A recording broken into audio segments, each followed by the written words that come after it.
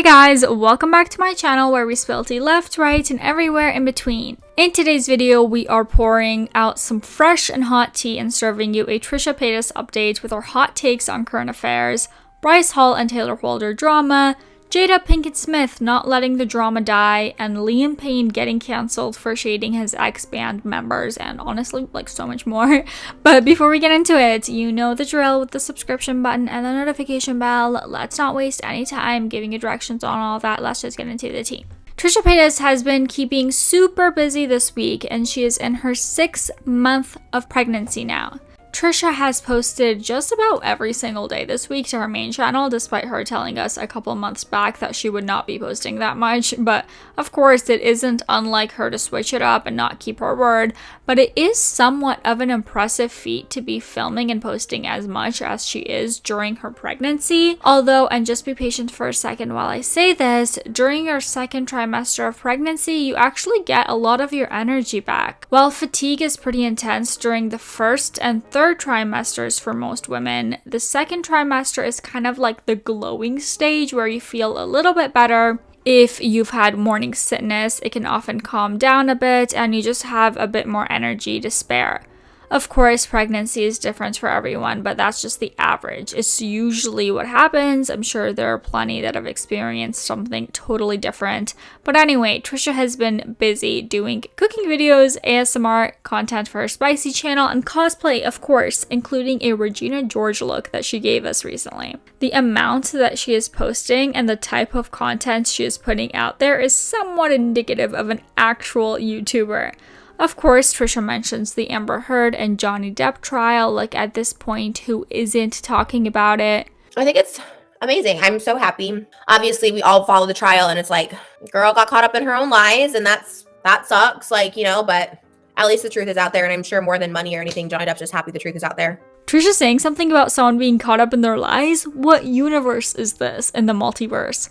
Trisha says that above money and everything, she thinks Johnny is probably just happy that the truth is out there now. Amber Heard is a lying, manipulative biatch.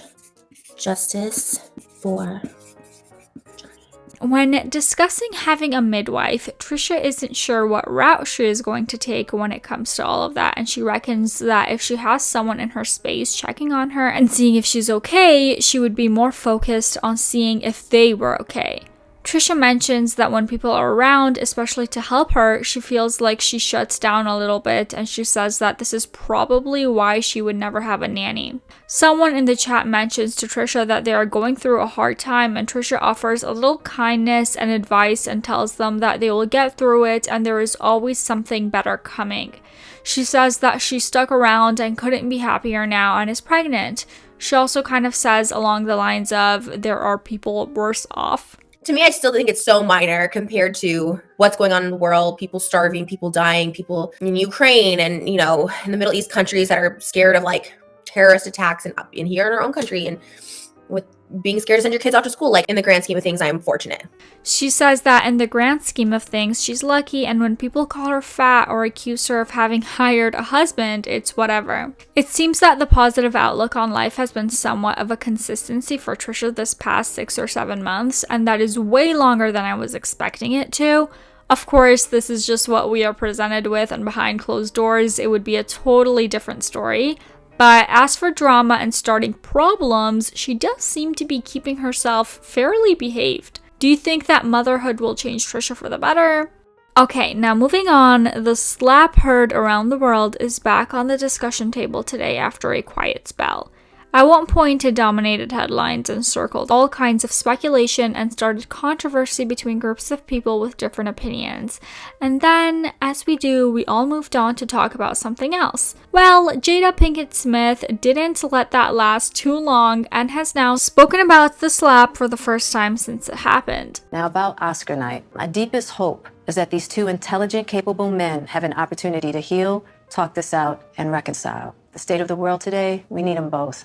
And we all actually need one another more than ever. Until then, Will and I are continuing to do what we have done for the last 28 years, and that's keep figuring out this thing called life together. Was this just her way of taking her time to say anything about the situation, or was it calculated and deliberate to possibly increase views on her show? What do you guys think about this? Pretty much everyone's been pretty distracted with other celebrity news recently, i.e. Johnny and Amber, that the slap convo has pretty much dropped and forgotten about. Is it a coincidence that she's bringing it up now? Let's discuss.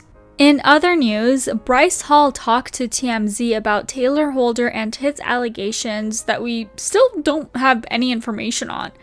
Bryce says that him and Tayler were never really friends and they just did some training together, and Bryce reckons that Tayler should be focusing on the cases out against him instead of talking about Bryce. And he had some words about you.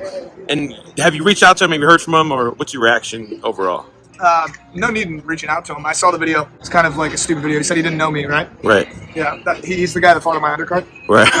that begged for the co-main. Right. You guys were boys. He was supposed to be like the third co-main, but he begged Austin for that second co-main because nobody really cares about him. He sold 36 tickets, right? That guy, Tayler Only Holder? 36 tickets? Only 36 pay-per-view tickets. That guy, Tayler Holder? Right, that guy. Oh. You're not a fan of his music? You won't be bumping I don't any? think anyone. Who's a fan of his music? You're not going to be bumping no Tayler Holder tunes? Yeah, who's bumping that? No, what happened? Why is there beef? Do you think you guys could ever be friends again? Or? Oh, I would never be friends with the shit that he's done. Fuck no. No. The beef seems to be pretty strong between these two, as Bryce says that he would never fight Tayler in the ring because he wouldn't want him to make any money off of it or gain any clout. On the street, though, all bets were off. Oh, wow. So you'd rather do it in the street for free? Some people wouldn't think that's too smart, but... Yeah, no, he would never fight me in the street. He wasn't a wrestler. He would never do that. Is it on site, though? When you see Tayler, it's on site? No. So we both went to the Vargas boxing match. He paid for the tickets. I got invited by the Vargas brothers. Oh, wow. And he was telling people, like little 10-year-olds, to come up to me and say he doesn't know me. It was the funniest thing. Oh, wow. So you guys had beef for a while, but... Well, he just hasn't said it to my face. I think he avoids me on purpose. And speaking of beef, apparently Liam Payne from One Direction has some with some of his fellow ex-band members, and people are not happy about it, including me. I'm people. And this is all coming from someone who actually used to really like Liam back in the day. So Liam Payne went on the Impaulsive podcast with Logan Paul and his co-host Mike Malik. Mike asks Liam if the boys ever fought while they were in One Direction together, and this was Liam's response. We became very close at points. I think it was well known within the band that I don't like taking shit at a certain point. I made it very obvious. I'm not going to tell you how. Okay. There was one moment where there was an argument backstage and one member in particular threw me up a wall. So I said to him, if you don't remove those hands, there's a high likelihood you'll never use them again. Dude, if someone said that to me, I'd laugh hysterically to their face. Like, what the fuck is that? They were talking about the beef that the Pauls had with Zayn Malik and Gigi Hadid a couple years back, and this is what Liam had to say about it. And then Gigi tweeted at Jay, calling him like ugly and irrelevant, and that went crazy viral. And Jake is ugly. She tweeted something about, but he's not irrelevant. Then she tweeted something about get yourself like a respectful man or something. Yeah. That one didn't age very well. It didn't age. There's many reasons why I dislike Zayn, and there's many reasons why I'll always be on his side. If I had to go through what he went through his growth and whatever else, your parents are very supportive. Very. My parents are overly supportive to the point where it's annoying at times, and they don't even mind me saying that. And Zayn had a different upbringing in that sense, and you can always look at the man for where he is and say, oh yeah, whatever, that guy's a dick, right? But at the end of the day, once you understand what he's been through to get to that point, and also whether or not he actually even wanted to be there, and also I'm so misunderstood by myself more than anyone. Like, I don't know what I'm doing or why I'm here. It's like I can't sit here and dick on him because of whatever. And listen, I don't agree with any of his actions. I can't commend some of the things that he's done. I can't be on his side for that. What I can say is I understand, and I hope that your only hope is that at some point in their life, the person on the other end of the phone wants to receive the help that you're willing to give them. Like, it was just unnecessary to say this shit. Also, at some point, he said that One Direction got formed because of him. He auditioned for X Factor 2 years before One Direction got formed, but didn't succeed because Simon thought that he was too young, but he apparently promised Liam that if he came back in 2 years, he would help him get somewhere. From what I've heard is that, like, part of the reason One Direction was made was because of Simon's promise to me that in 2 years, I'll make this work for you. Wow. So he kind of started with my face and then worked around the rest. I've never told that story before. You were the inception. I was the honorary member of One Direction, yes. And he told me that story himself in his house. They also talked about his previous beef with Justin Bieber, which Liam squashed, saying that it was taken out of context and there was really no beef. Logan asks if Liam would be down to fight Justin Bieber, and Liam was like, I don't think he'd want to, implying that Justin would be too scared to fight him. I guess it's not even the shade that he threw that made him come off as extremely unlikable, but also just how cocky he seems to be. Talking about how badass he thinks he is and how Justin wouldn't be down to fight him because he's too scared to. Like, nah fam, you're just not relevant enough for him to spend his time and energy on you.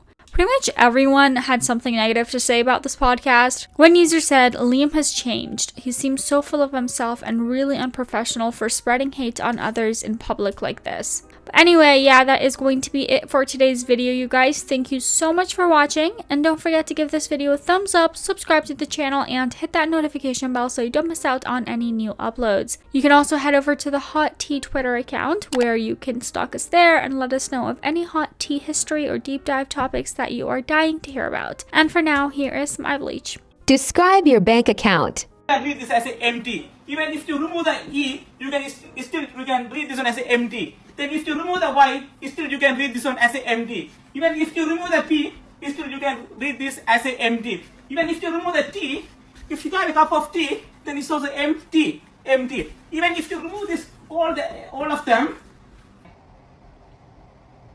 I remove everything. This also now is empty.